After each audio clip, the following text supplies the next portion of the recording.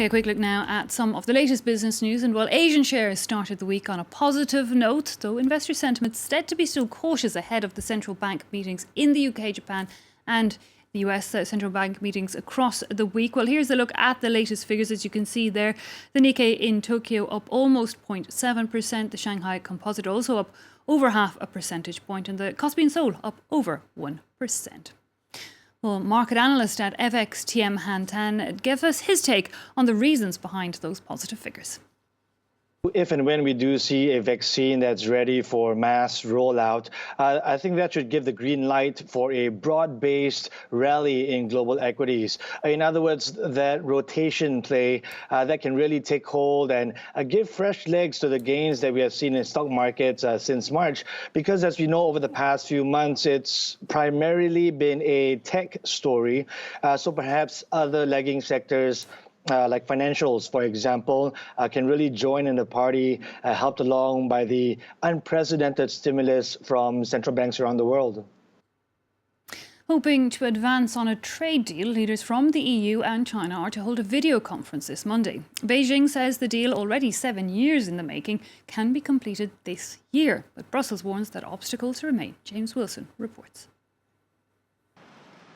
It's a highly lucrative, although increasingly tense trading relationship.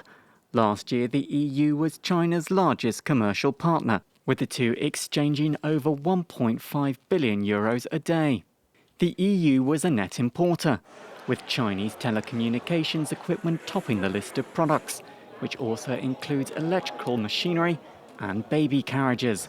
But the Chinese market is increasingly attractive for European exports as well, with car and aircraft manufacturers proving particularly successful.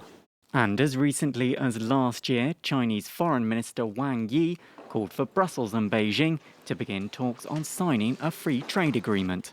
But those hopes have dissipated in recent months.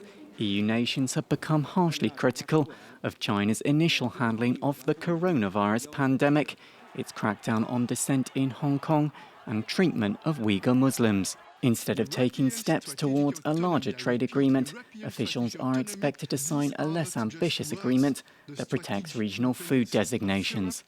Irish whiskey, feta and Chinese bean paste are all expected to benefit, but it stands in stark contrast to the ambition and optimism of the April 2019 summit, when China's President Xi pledged to open up his economy to European firms.